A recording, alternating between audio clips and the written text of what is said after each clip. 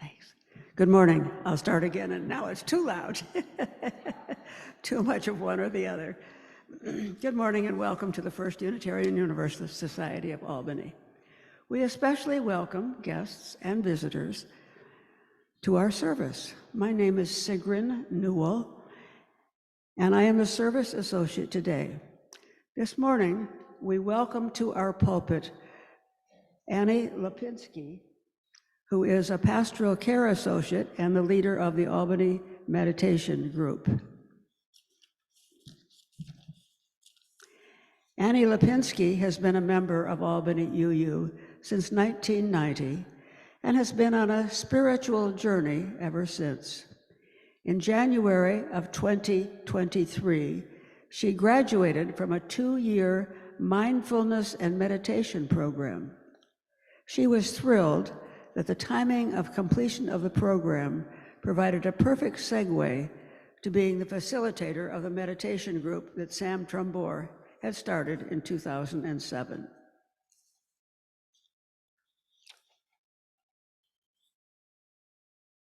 Our prelude this morning, I will tell you when I can see the slide, is Sounds from the Shamanic Zone. Nicholee, Froese, and Olga Martinez will be playing. I think I'm on, yeah. My name is Nicholee Froese, and I want to say a few words about the musical offerings in our service today. Elements of a sound journey. A sound journey is a deep listening experience of meditation and healing sound. There are 3 zones of sound. Each zone corresponds with a different element of the human experience. The shamanic zone relates to all things physical. The sounds of the shamanic zone are deep and rhythmic and help connect you to your body. The heart zone relates to all things emotional. The sounds of the heart zone are melodic and help connect you to your emotions. The celestial zone relates to all things contemplative, and the sounds of the celestial zone help connect you to mystery, vastness, and oneness. This is an opportunity to be fully present in body, heart, and mind to the sensations, emotions, and thoughts that arise and pass as we travel through each zone of sound.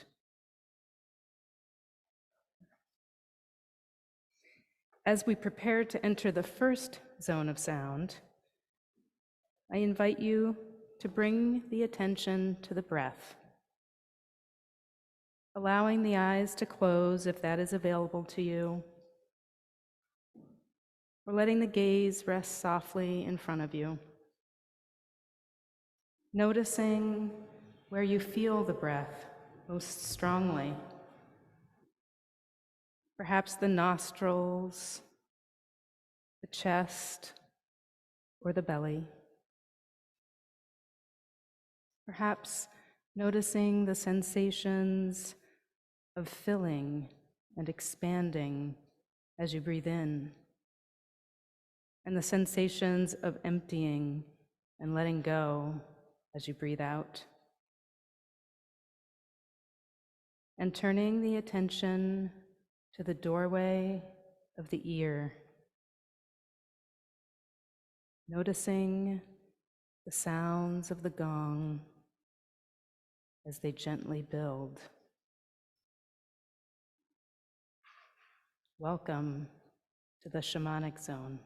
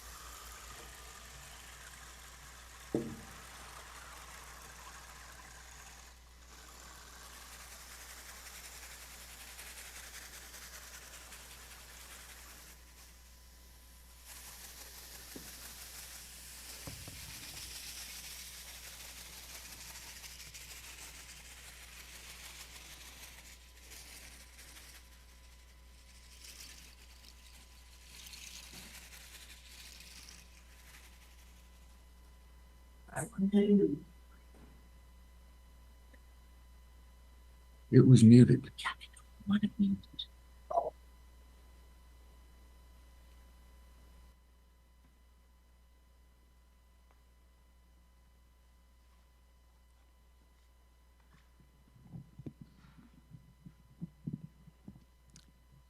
Good morning, everyone. I can tell you that I am thrilled to see so many of you here when it was 9 degrees out when I left the house this morning.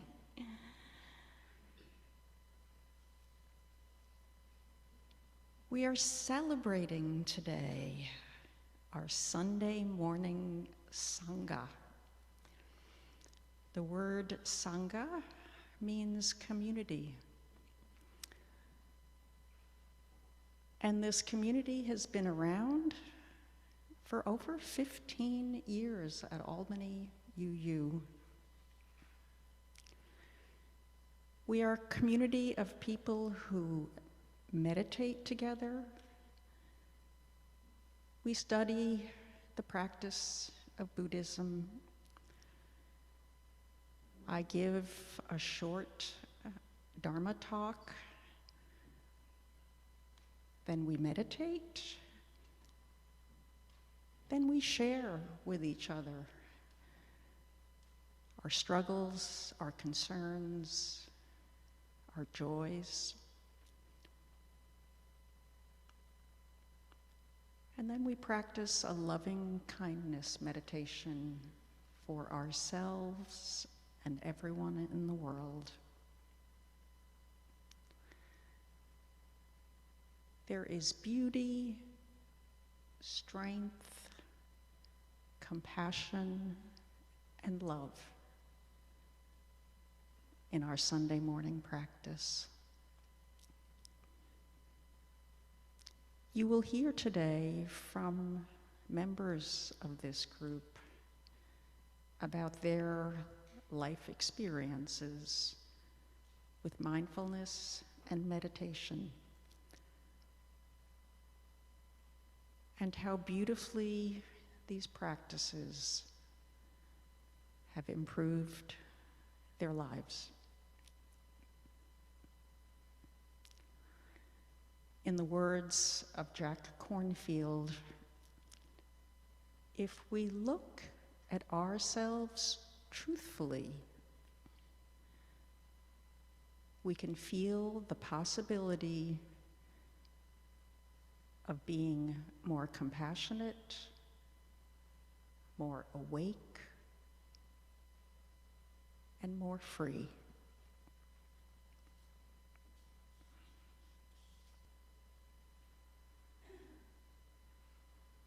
Seekers of truth and meaning, we gather to excite the human spirit, to inspire its growth and development, to respond morally and ethically to a troubled world, and to sustain a vital and nurturing religious community.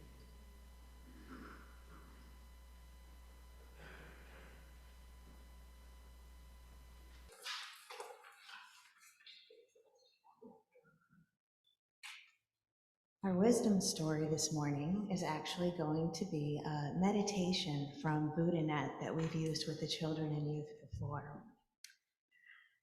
If you want to take If you want to take a minute to get comfortable, I'll be inviting you to close your eyes, but if that doesn't work for you, there is a card in your order of service that you can focus on that has the colors that we'll be reflecting with. And if looking at the colors doesn't work for you either, just listen to my voice and the descriptions as I'm reading them. Let's all take a big deep breath. Maybe take one more. And at this point, if you'd like to close your eyes or focus on your card or focus on my voice, this would be a good time to do so. Feel your body becoming lighter and lighter. See all the colors of the rainbow. Feel your body becoming all of the colors of the rainbow. Red, orange, yellow, green, blue, indigo, and violet. Slowly, you are now giving out red color. Your whole body becomes red color. Feel yourself giving out energy and strength. You are now full of energy and strength. Slowly, you are now giving out orange color. Your whole body becomes orange color. Feel yourself giving out happiness and joy. You are now full of happiness and joy. Slowly, you are now giving out yellow color. Your whole body becomes yellow color. Feel yourself giving out intelligence. You are now full of intelligence. Slowly, you are now giving out green color. Your whole body becomes green color. Feel yourself giving out harmony and friendship. You are now full of harmony and friendship. Slowly, you are now giving out blue color. Your whole body becomes blue color. Feel yourself giving out peace. You are now full of peace. Slowly, you are now giving out indigo color. Your whole body becomes indigo color. Feel yourself giving out gentleness. You are now full of gentleness. Slowly, you are now giving out violet color. Your whole body becomes violet color. Feel yourself giving out beauty and self-respect. You are now full of beauty and self-respect. You are the rainbow. Your colors are going out everywhere. Feel yourself getting bigger and bigger, your colors going out further and further until they cover up this whole room. Then further until they cover the whole country. And still further until they cover the whole world. As you spread out all the colors, you are also spreading out energy, happiness, intelligence, friendship, peace, gentleness, and beauty. You spread out even farther and become even bigger. Now your colors of light are spreading throughout the whole universe. You are as big as the whole universe. Your colors of light shining out in every direction in space and touching all of space. Slowly, all the colors change into a stream of white light. This white light is now flowing down the top of your head to your heart. Feel all the white light going into your heart.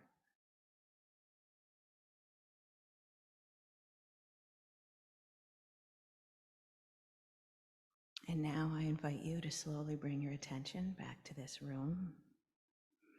Take a moment to notice how you are feeling. So the first speaker this morning is Sharon Babala, but I think you already know that I am not Sharon Babala. Sharon could not be here this morning, so I am going to read a piece that was written by her, and you're going to have to pretend that I'm Sharon Babala.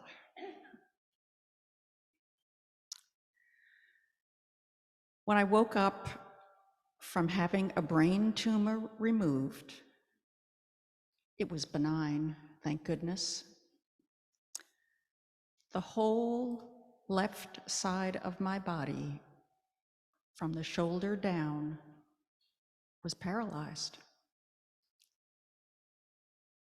For a moment, I felt like I woke up into someone else's life.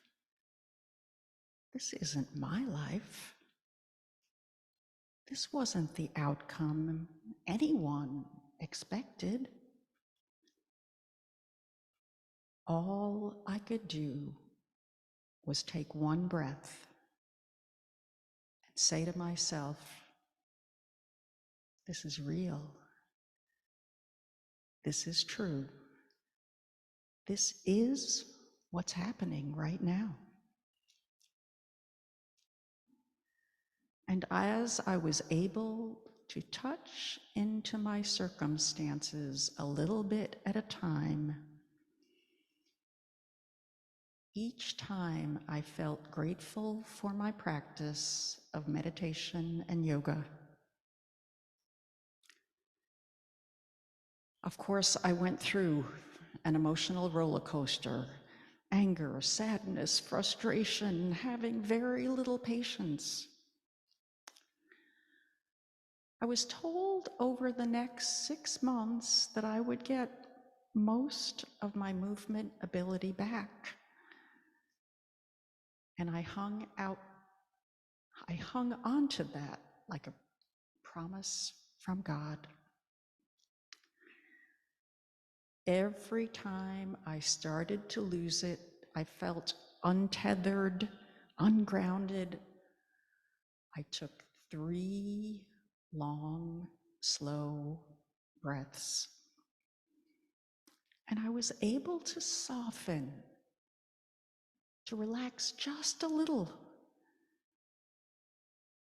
enough to notice and pay attention to what I wanted to spend my energy on at that moment. Sometimes it was the anger and frustration that drew me in, but mostly I developed a curiosity of what was happening in the moment. My experience in meditation is that whatever shows up in my awareness has a very limited shelf life. Usually perceptions, feelings, emotions all arise, hang out, and then disappear. For a whole month, I was in Sunnyview Rehab Hospital learning to walk and use my left arm and hand again. Every day I meditated and practiced yoga, whatever I could manage in bed, which was just as important as any PT or OT that I was doing.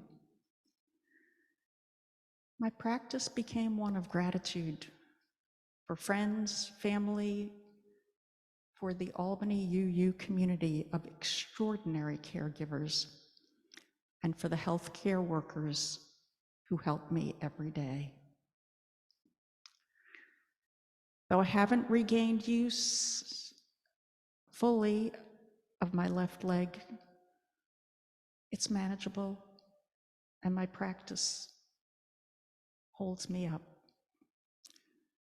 May you discover the gifts of meditation, of the ability to relax into the moment, no matter what is happening, to be able to choose wisely and rest in presence.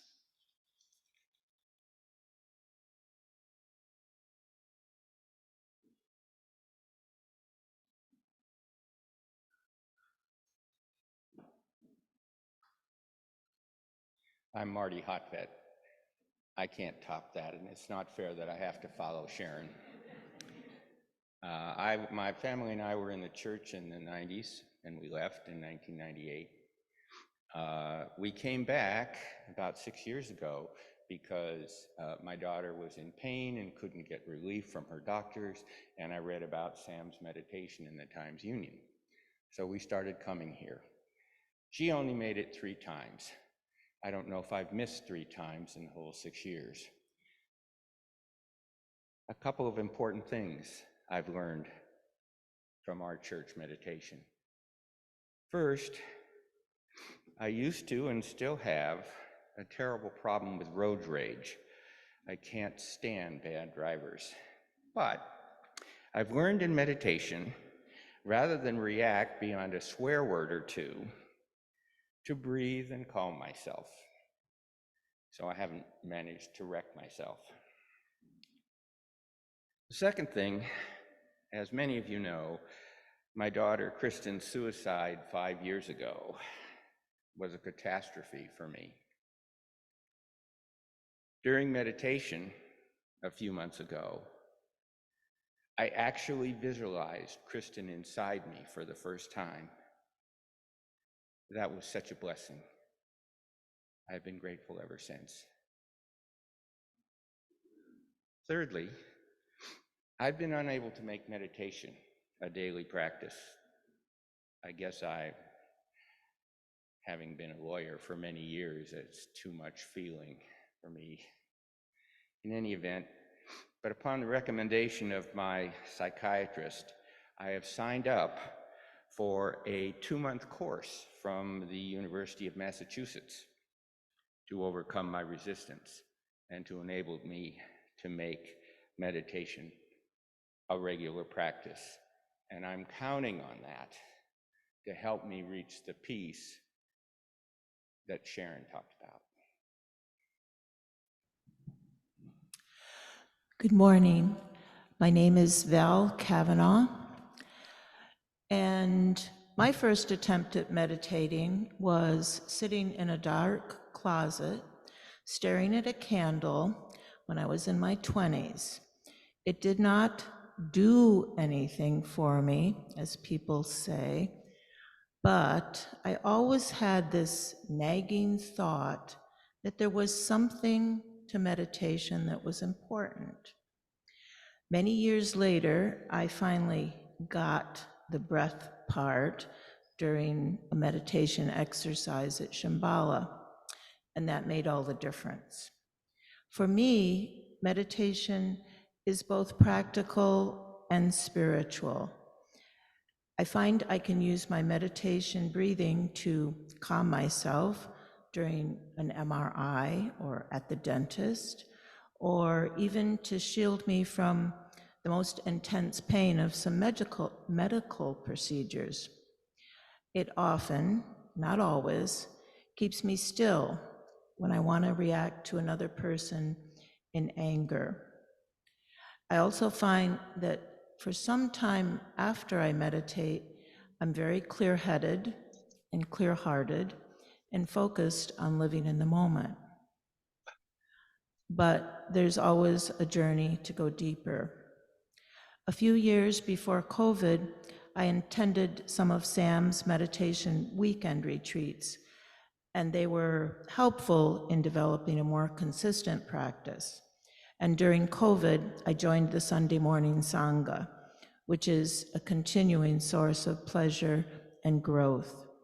I don't lightly give up my morning coffee and Sunday paper to meet a group on Zoom at 8:30 in the morning, but opening Zoom and seeing 10 or 12 kind faces looking back is the best way to begin a day.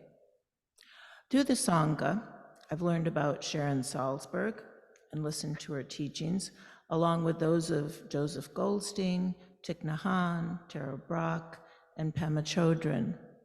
I've known those names, but listening to them online or hearing Annie read a passage from a book by Pema Chodron that we later discuss does make a difference.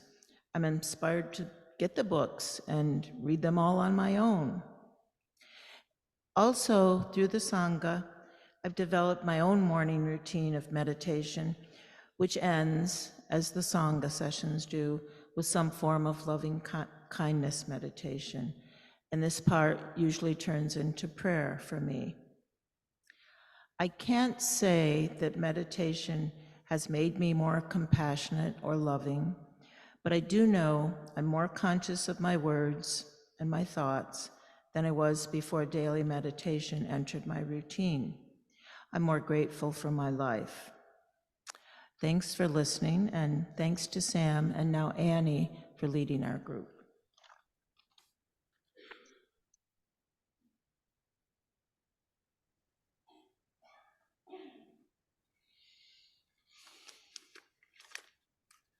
Good morning.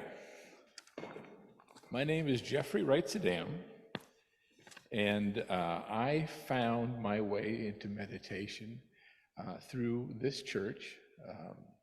Much like Val had mentioned, it started kind of slowly. Meening Matters with Sam started opening my eyes to the things that I needed to learn about. Then came Wellspring, which interestingly enough grew some of the things in me that I felt like that needed some water and some air. I also, in my daily life, journal and draw a lot. I've been doing that for 20 or 25 years now. So to explain a little bit about how meditation has helped me, I brought along some slides. So can we have the first one up? My journals are messy, much like my life. But they start to pinpoint ways that I can improve and think about myself, because what I really need in my life is a toolbox. I need something I can fix, something that I can use to fix the things that I feel like I have problems with. One of the things that this page is from out of my old yellow notebook from a few years ago. One of the things that I printed it here, it reads, in Buddhist thinking, one of the most important principles is that that things exist in dynamic tension, compassion and impermanence. And those two things feel like part of the toolbox that I need to understand about how I navigate having compassion for myself, having compassion for others, and knowing that everything is going to change all the time. And I just have to latch onto it. So when I write something down or when I draw something, it sort of cements it a little bit. The other thing that I was completely blown away by was the Thich Nhat Hanh that I have here in the clouds on the bottom, which says the miracle is not to walk on water. The miracle is to walk on the green earth in the present moment, to appreciate the beauty and the kindness and the peace that is available to us right now. It's a matter of faith. It's not a matter of faith. It's a matter of practice.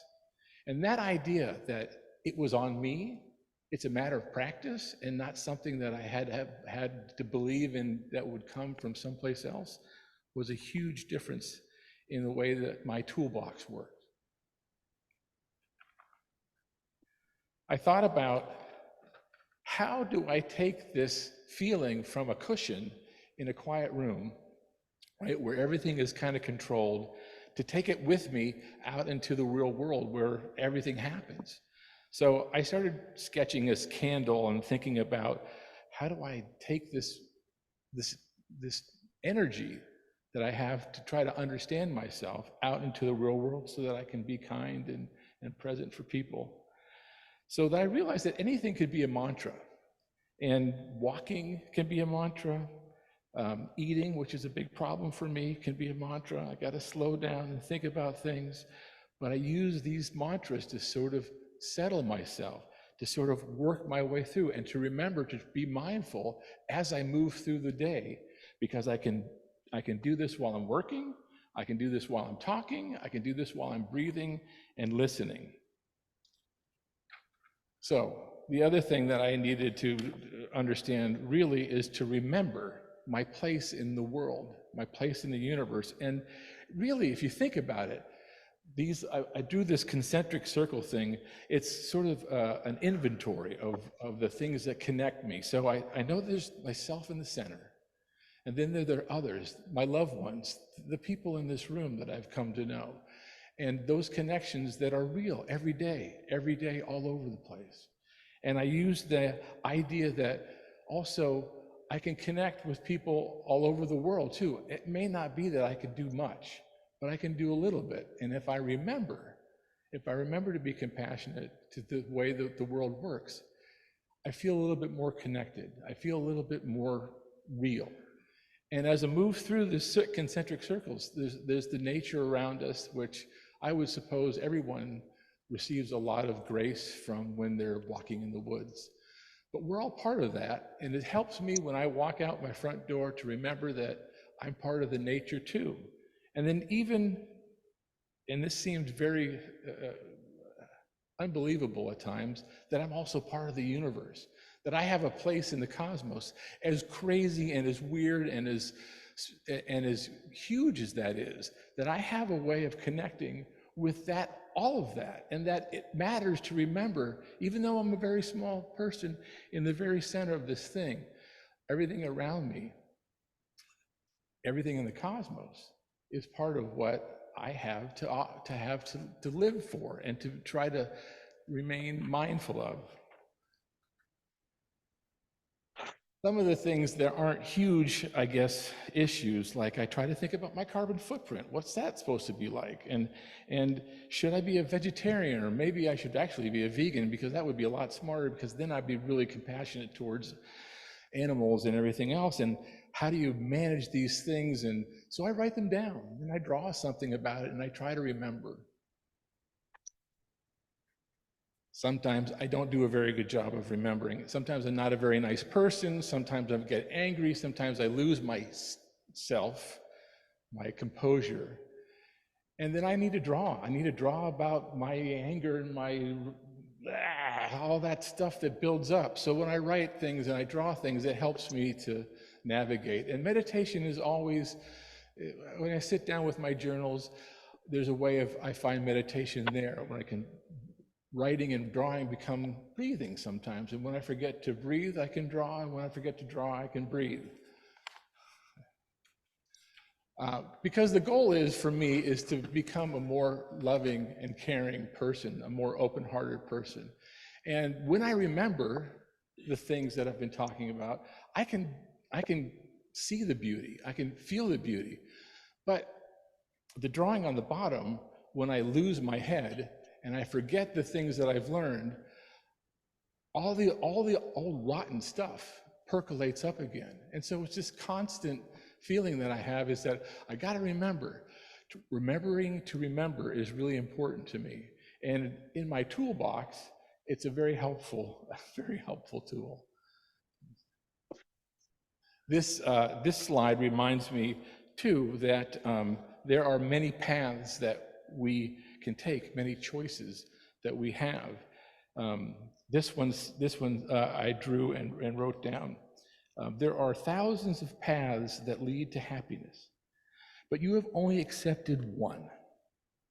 You have followed this path with all your might, with all your heart, and all the other paths, all the thousands of other ways have been closed, because I'm just holding on to the one path. But the exciting part of the doorway opening is that what we really should try to be, we really should be free to express the happiness that's right there in front of us, right? Without having to try to find it. So it's very helpful to me to think about the happiness that's there every day, even when the days are dark, there's still something that I can find. Last slide is not there, so we'll just say that the meditation that I had, the practice that I have, the drawing and the journaling that I have, sometimes turns into a little art project. And the final slide was one of my meditation paper cutting projects that I gave myself a couple of years ago. And what I liked about it is that from all of this stuff, the meditation, the failed behaviors that I sometimes exhibit, the glorious little things that I sometimes find, they combine somehow, and I was able to have a creative moment and to make something that I have on my my wall framed up, and something that I can help myself remember. So that's kind of why I like to do meditation and why it fits so well into my life. And thank you for listening.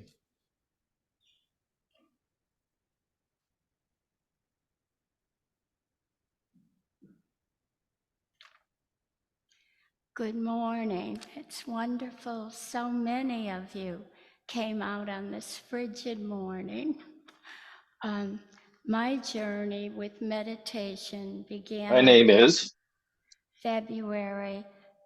Friday, 1988, when I attended a 3-day workshop at the Kapala Meditation Center. There, I met a Buddhist monk from Maui, an experience which changed my life. Immediately, I began integrating meditation into my daily life.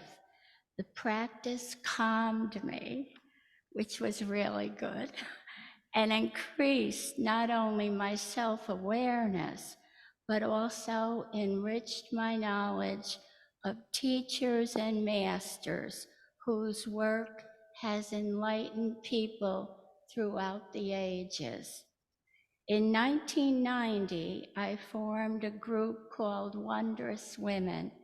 We shared meditation sessions, techniques, and continued to study master works by the Dalai Lama, Thich Nhat Hanh, and Pema Chodron. As a classroom teacher, I introduced meditation breathing to my students. They loved this, and it calmed them down. As we began our day, or before tests were given, trust me, they really needed this. One of the most profound losses in my life was when my husband died. Reading Pema Chodron's book, When Things Fall Apart, really helped me to cope through this very difficult time. In years past and continuing today, meditation has opened my heart and mind to an awareness of the precious moment, the moment which will never come again. This is truly living in the now. Even my physical health and my perception on life are positively affected by meditation.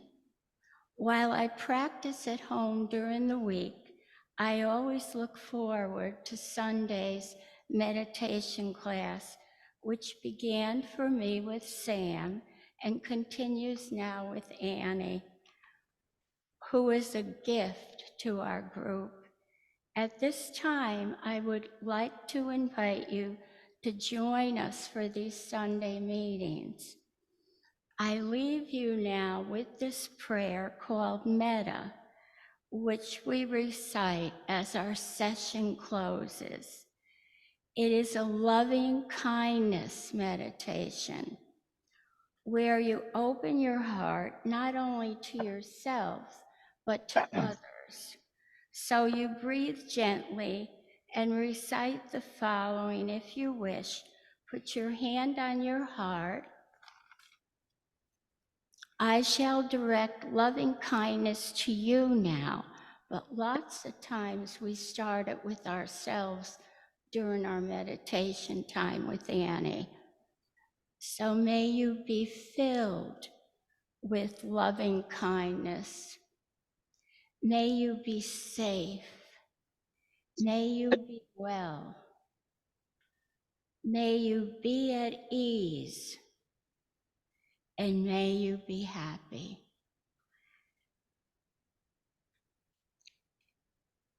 And this is said for community members, neighbors, people everywhere. Even if you're in the market and you're waiting in line, it kind of relieves the pressure. It can be practiced anywhere.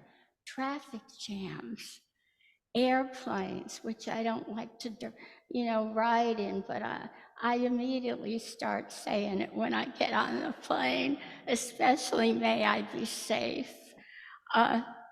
It calms your mind and keeps you connected to all beings. And these two books I'd recommend, and there's many more.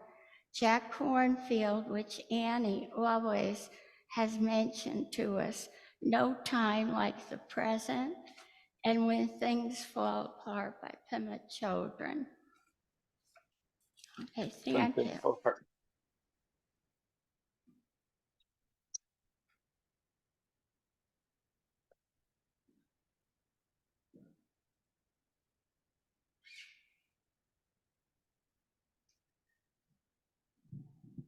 So one of those speakers stole my notes.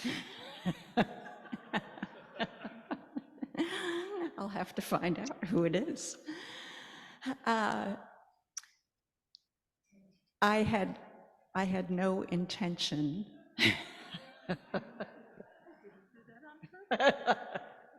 I know you didn't do it on purpose, Val. My reflection is to just ask you to process and think about and feel and integrate what you've heard from all these people, because there's so much to mindfulness and meditation in our lives. And the one comment I heard from Val when we were talking about this service is, what if 59 people show up next Sunday? I said, we have room for them on Zoom. So I thank you all for being here, for listening to us, and for hearing our stories. And I also want to offer just this incredible thanks to Nicholee and to Olga for all of the sound, for the sound journey they're providing with us this morning. Meditation and mindfulness are a gift we can give ourselves.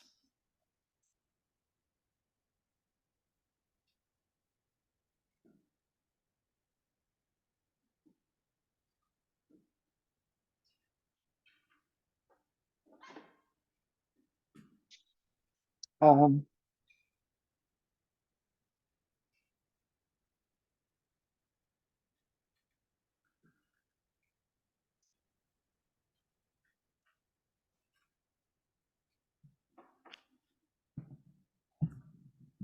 An important way we celebrate life each Sunday is by offering an opportunity to practice generosity. Members and friends support our congregation with an annual pledge paid throughout the year. Another way to support the good work of this congregation is by making a generous contribution as we pass the plate, or via one of the options shown on the next slide. If you are joining us virtually, you can click on the tiny URLs link in the chat window to contribute, or you can send a text to the number shown on the screen. The examples on the slide show how to label your text so we know where to put it. For example, to indicate the amount and purpose of your plate, you would say it goes to the collection plate or to your pledge, and so forth. And now we'll have some wonderful more offertory music from Nicholee. Oops, there we go. More sounds now from the heart zone, Nicholee and Olga.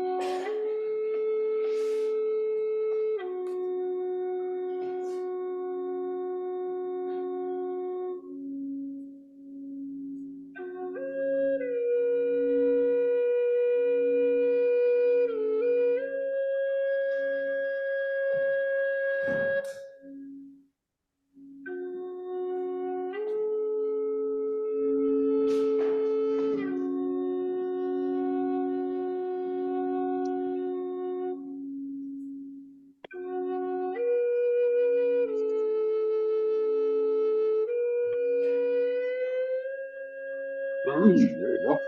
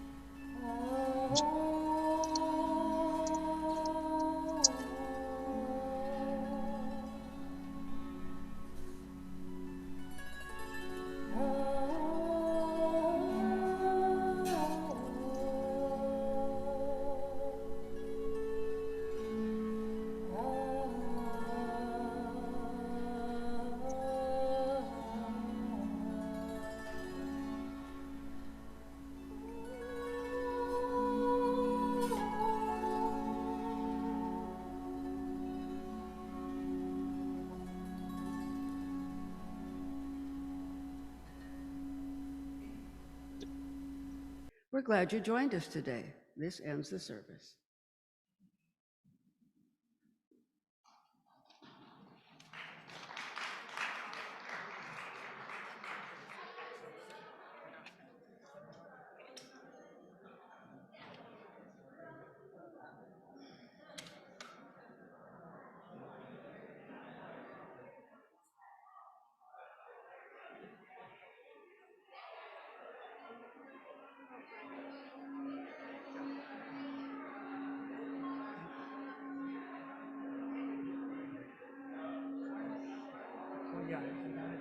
Yeah.